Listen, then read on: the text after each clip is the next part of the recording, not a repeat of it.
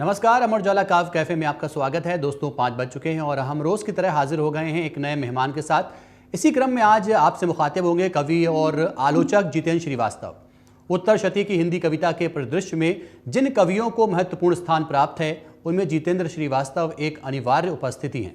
आज के बाजारवादी चमक दमक के दौर में भी हिंदी कविता को बाजारू प्रलोभनों से बचाकर विश्वसनीयता के धरातल पर प्रतिष्ठित करने की रचनात्मक प्रतिबद्धता जितेंद्र जी को अपने समकालीनों में विशिष्ट बनाती है।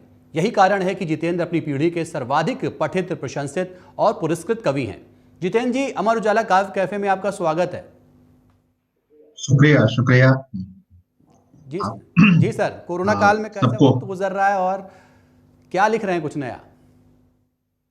अभी कुछ दिनों पहले ही मेरा कविता संग्रह सूरज को अंगूठा आया है और इन दिनों जैसा माहौल है, जैसी चीजें हैं, कुछ कुछ इसको लेकर भी गद्य और कविताएं दोनों मैंने लिखी हैं, चल रही हैं, लगातार लिखना चल रहा है।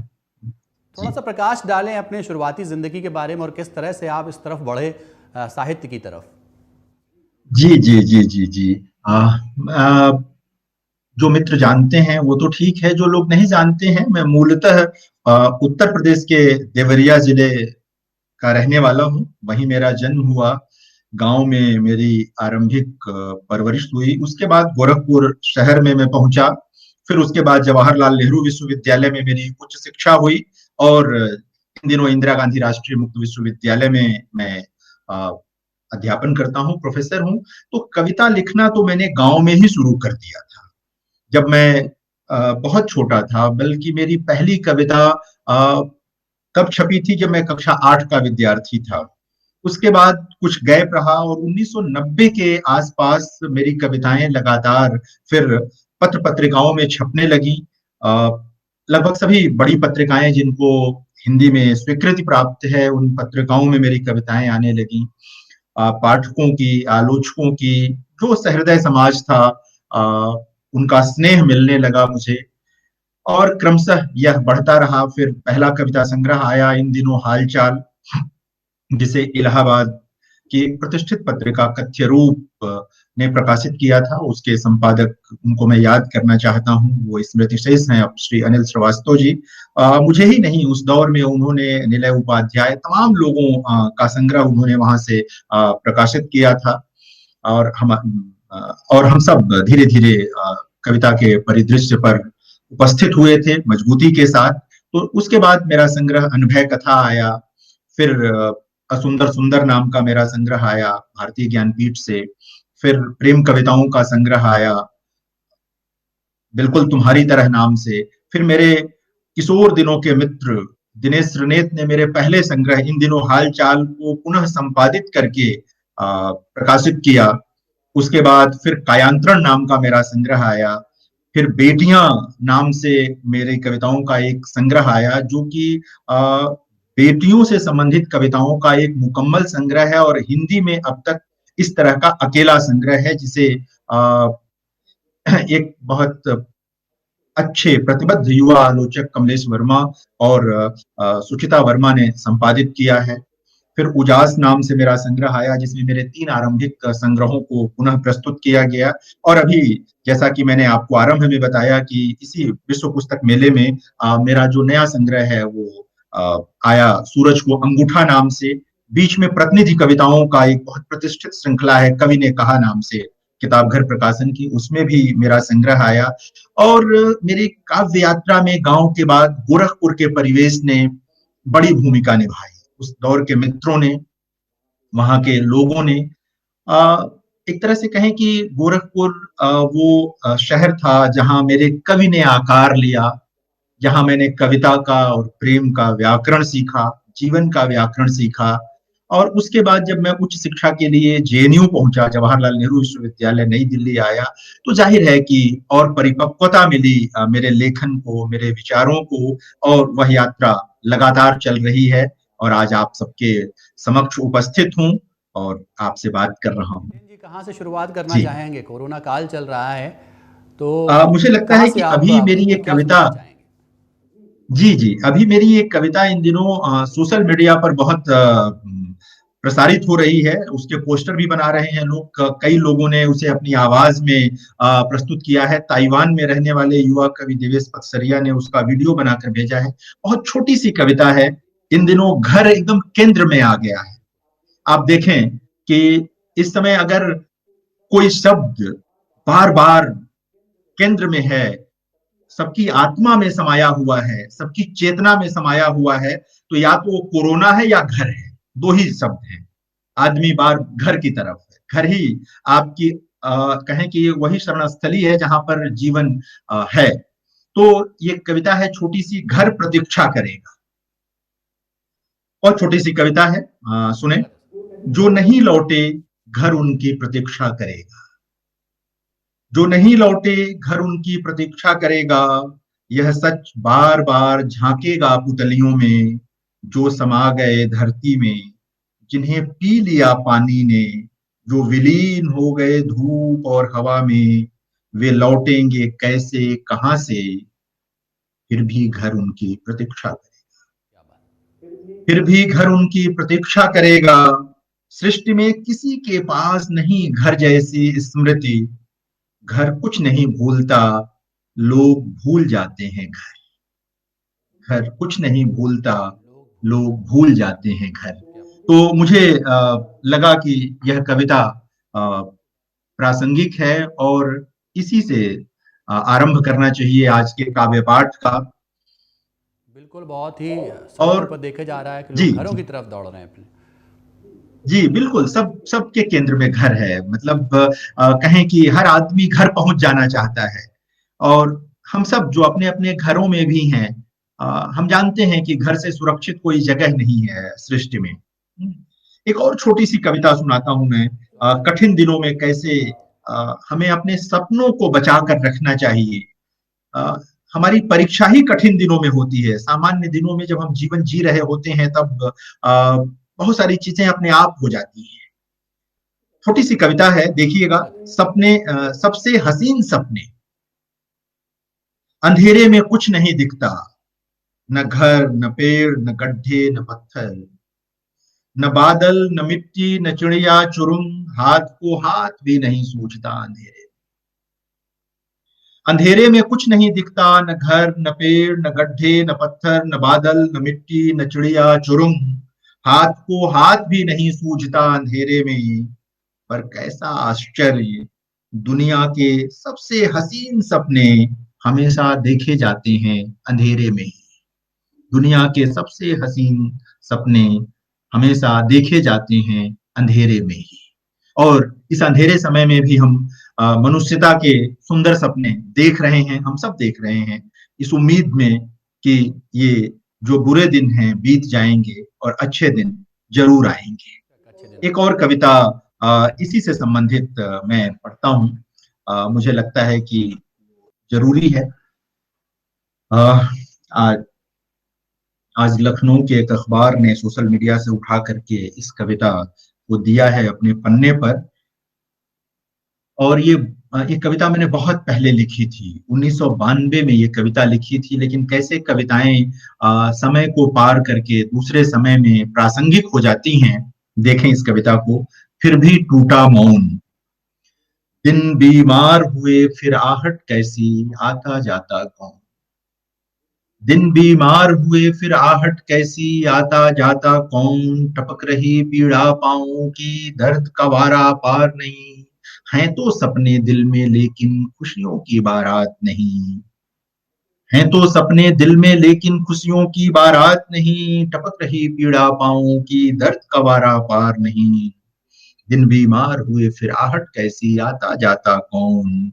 दुख से बोझिल हर क्षण जीवन, फिर भी टूटा मौन। झरझर झरते सारे पत्ते, बाकी हैं सूनी डालें। फैलाए अपनी अंजुरी, सौराए दिन होते काले। फैलाए अपनी अंजुरी, सौराए दिन होते काले। सन्नाटे की दीवारों पर कील ठोंकता बढ़ता आता कौन। दिन बीमार हुए फिर आहट कैसी, आता जाता कौन। दुख से बोझिल हर क्षण जीवन, फिर भी टूटा मौन। सन्नाटे की दीवारों पर कील ठोंकता बढ़ता आता कौन। ये हमारे समय का यथार्थ बन चुका है। एक छोटी सी, जी, एक और छोटी सी कविता पढ़ता हूं। पूरब का आदमी हूं, बहुत छोटी सी कविता। पूरब का आदमी हूं, टूट कर प्यार करता हूं, पश्चिम से, उत्तर से, दक्षिण से, दसों दिशाओं से, समूची सृष्टि, समूचे ब्रह्मांड से। पूरब का आदमी हूं, टूट कर प्यार करता हूं, पश्चिम से, उत्तर से, दक्षिण से, दसों दिशाओं से, समूची सृष्टि, समूचे ब्रह्मांड से। मेरा पूरबियापन और भीगा मन मेरी ताकत है, मेरी सीमा नहीं। मेरा पूरबियापन और भीगा मन मेरी ताकत है, मेरी सीमा नहीं। मुझे लगता है कि ये जो हम दृश्य देख रहे हैं, जो सब पूरब की ओर लौट रहे लोग हैं, हमें इनके दुख में इनका साझेदार होना चाहिए। और इसीलिए ये कविता मैंने आज यहाँ पढ़ी, इसका पाठ किया। और मैं सोचता हूँ कि एक और कविता पढ़ता हूँ। एक पुराना खेल, किसी दिन उत्तर एकाएक दक्षिण हो जाए, या दक्षिण इस तरह अखबार में भर ले उत्तर को कि कुछ देख ही ना पाए पूरब पश्चिम, तो इसे भ्रम न मानना। तो इसे भ्रम न मानना आंखों का, यह खेल पुराना है, यह नाभिनाल बद्ध है खून लगे मुंहों से। इसका कोई लेना देना नहीं राजधानी के चारों ओर जल रहे पराली से। हवा में घुली राख से बहुत बहुत अधिक जहरीली है मनुष्यों को नाधने और जोतने की कामना। जो थामना चाहते हैं पृथ्वी की लगाम, जो थामना चाहते हैं पृथ्वी की लगाम, वे विलोप कर सकते हैं किसी का किसी में। इसलिए जिसे तुम समझ रहे हो उत्तर, संभव है वह मुलम्मा हो बस दक्षिण की देह पर कौशल से पोता हुआ। दक्षिण की देह पर कौशल से पोता हुआ। और मुझे लगता है कि तमाम मित्र जो इसको सुन रहे हैं, उनके लिए मैं कुछ और कविताओं का भी पाठ करूं। कुछ कविताएं मैंने छांट रखी हैं, अगर कहीं से कुछ आ रहा हो आपके पास तो बताएं, अन्यथा मैं एक कविता और पढ़ रहा हूं। पुतलियां पृथ्वी का सबसे पुराना एल्बम है, छोटी सी कविता है, सुने। पुतलियां पृथ्वी का सबसे पुराना एल्बम है, जो दाग है वह हमेशा दाग रहेगा, यह सोचना ईश्वर बनने की कोशिश करना है। जो दाग है वह हमेशा दाग रहेगा, यह सोचना ईश्वर बनने की कोशिश करना है। आज जो रंग है वह किसी क्षण किसी दिन बदल सकता है दाग। आज जो रंग है वह किसी क्षण किसी दिन बदल सकता है दाग में। आदमी की तरह समय भी बदलता है करवट, उसके एक करवट रंग है, एक करवट दाग। उसके एक करवट रंग है, एक करवट दाग। वह सबसे बड़ा जादूगर है सृष्टि का, उसके पास सबके लिए सुरक्षित है चुटकी भर रंग, चुटकी भर दाग। वह पलक झपकते रंग को दाग में और दाग को रंग में बदल देता है। वह पलक झपकते रंग को दाग में और दाग को रंग में बदल देता है। सुनो, पुतलियां पृथ्वी का सबसे पुराना एल्बम है। सुनो, पुतलियां पृथ्वी का सबसे पुराना एल्बम है।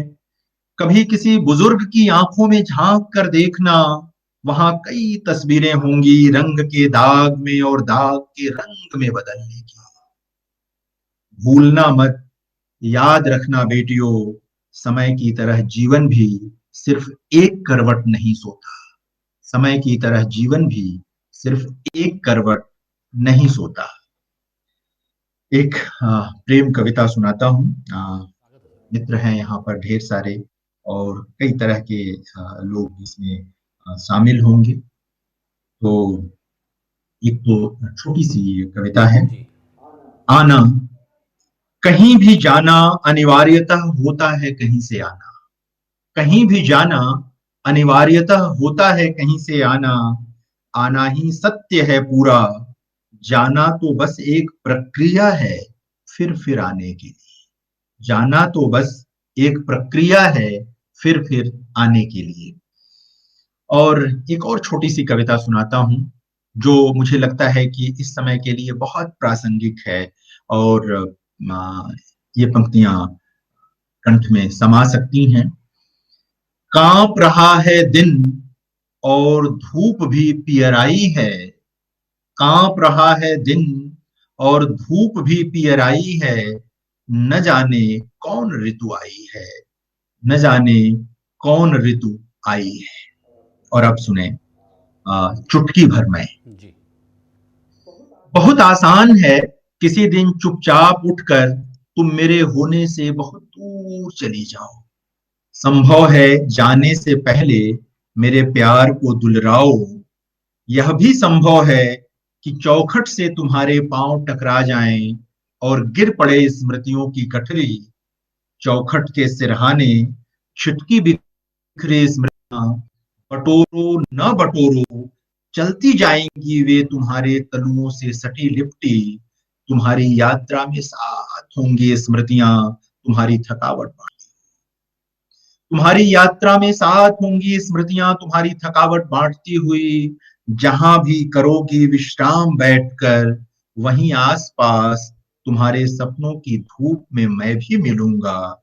यह कैसे हो तुम रहो मैं नहीं, यह कैसे हो तुम रहो मैं नहीं। तुम्हारा कहीं भी होना मेरे साथ होना है, मेरा कहीं भी होना तुम्हारे साथ होना है। तुम कहीं भी जाओ, कितना भी बचकर जाओ, चुटकी भर चला ही जाऊंगा तुम्हारे साथ, चुटकी भर चला ही जाऊंगा तुम्हारे साथ। और मुझे लगता है कि मैं इस कविता का पाठ करता हूँ और बार बार इस कविता के पाठ के लिए मुझसे आग्रह भी किया जाता है। अमर उजाला ने भी अपने पृष्ठ पर बहुत पहले इस कविता को लगाया था। मेरी सबसे प्रसिद्ध कविता, इसमें कोई संकोच नहीं है कहने में कि ये मेरी सबसे प्रसिद्ध कविता है सोन चिरई। जी। मैं आज सोन चिरई कविता का पाठ करता हूँ अमर उजाला काव्य के श्रोताओं के लिए, जो देश और विदेश में बैठे हुए हैं इस समय। और मित्रों, सुनिए इस कविता को। यह एक सोहर सुनने के बाद लिखी गई कविता है। इसका मूल आधार एक सोहर है, और सोहर आप सब जानते हैं, पुत्र पैदा होने पर जिस शुभ गीत का गायन किया जाता है वह सोहर होता है। तो इस वो गीत इस कविता की पृष्ठभूमि में है। कविता सुने। बहुत पुरानी कथा है, एक भरे पूरे घर में एक लड़की थी सोन चिरई। बहुत पुरानी कथा है, एक भरे पूरे घर में एक लड़की थी सोन चिरई। वह हंसती थी तो धूप होती थी, फूल खिलते थे। वह चलती थी तो बसंती हवा चलती थी। जिधर निकल जाए लोगों की पलकें बिछ जाती थीं। और जैसा कि हर किस्से में होता है, उसका विवाह भी एक राजकुमार से हुआ। राजकुमार उस पर जान लुटाता था। उसके होंठ उसकी तारीफ में खुलते, उसकी जिह्वा उसके प्रेम के सिवा और सारे स्वाद भूल गई थी। उसकी आंखों में नींद और दिल में करार न था। और ऐसे ही 2-4 वर्ष बीत गए, सोन चिरई की गोद न भरी। ननद को भतीजा, सास को कुल का दिया, पति को पुरुषत्व का पुरस्कार न मिला। पति को पुरुषत्व का पुरस्कार न मिला। ननद कहने लगी वज्रवासिन, सास कहने लगी बांझ। और जो रात दिन समाया रहा उसमें सांसों की तरह, उसने कहा तुम्हारी स्वर्ण देह किस काम की। अच्छा हो तुम यह गृह छोड़ दो, तुम्हारी परछाई नहीं होगी, तुम्हारी परछाई ठीक नहीं होगी हमारे कुल के लिए। अच्छा हो तुम यह गृह छोड़ दो, तुम्हारी परछाई ठीक नहीं होगी हमारे कुल के लिए। सोन चिरई बहुत रोई, मिन्नतें की, पर किसी ने ना सुनी। आंसुओं बीच एक स्त्री घर के बाद भटकने लगी ब्रह्मांड में। उसे जंगल मिला, जंगल में बाघिन मिली। उसने उसे अपना दुख सुनाया और चिरौरी की कि वह उसे खा ले। चिरौरी की कि वह उसे खा ले। बाघिन ने कहा वहीं लौट जाओ जहां से आई हो। वहीं लौट जाओ जहां से आई हो, मैं तुझे न खाऊंगी वरना मैं भी बाज हो जाऊं। सुन चिरई क्या करती, वहां से सांप की बांबी के पास पहुंची।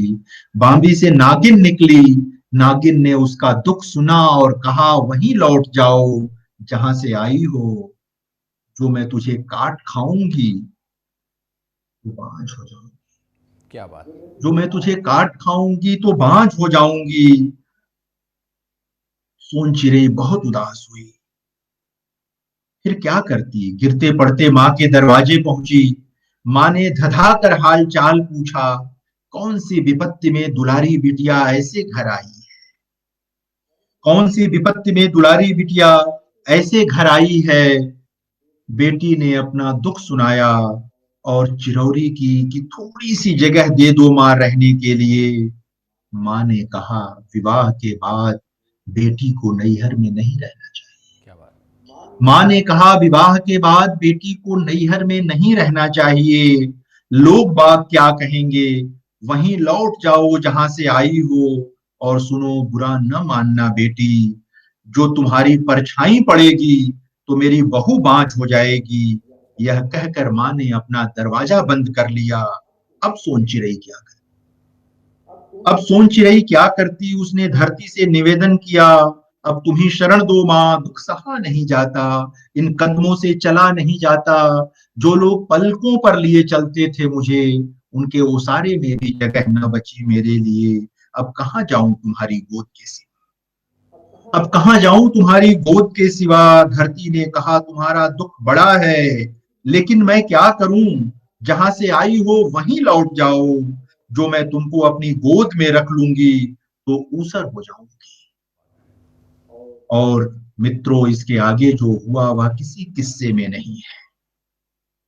हुआ यह कि सब ओर से निराश सोन चिड़ै बैठ गई एक नदी के किनारे।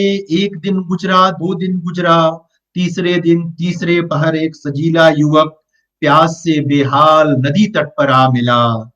उसने सोन चिड़ै को देखा। सोन चिड़ै को देख पल भर के लिए वह सब कुछ भूल गया। उसने विह्वल हो नरम स्वर में सोन चिड़ै से दुख का कारण पूछा और सब कुछ जान लेने पर अपने साथ चलने का निवेदन किया। सोन चिड़ै पलछिन हिचकी, फिर उसके साथ साथ होली, और उसके साथ पूरी उम्र जीकर जब वह मरी तो आंसुओं से जार जार उसके 8 बेटों ने उसकी अर्थी को कंधा दिया। सोन चिड़ै 8 बेटों की माँ थी। सोन चिड़ै 8 बेटों की माँ थी। वह स्त्री थी, और स्त्रियां कभी बांझ नहीं होती। वे रचती हैं, वे रचती हैं तभी हम आप होते हैं, तभी दुनिया होती है। रचने का साहस पुरुष में नहीं होता। वे होती हैं तभी पुरुष पुरुष होते हैं। वे होती हैं तभी पुरुष पुरुष होते हैं। क्या बात है। तो आ, आज इन कविताओं का पाठ हुआ, और यदि अभी लोग सुनना चाहें तो कुछ और कविताएं सुनाई जा जी, सकती हैं। समय का अभाव है। और यदि समय का अभाव है जितेंद्र जी। जी और जी जी जी उम्मीद है कि आपकी कविताएं जो आपने रचना पाठ किया है उसको लोगों ने काफ़ी पसंद किया होगा। और हमारी शुभकामनाएं आपके साथ कि जो भी आपका काम चल रहा है, जो अभी आप कर रहे हैं और जो रचनाएं आप कर रहे हैं वो जल्दी से जल्दी पूरी हो जाए। और अमर उजाला काव्य कैफ़े में आने के लिए आपका बहुत बहुत शुक्रिया सर। शुक्रिया, बहुत बहुत धन्यवाद, बहुत बहुत धन्यवाद। नमस्कार, नमस्कार।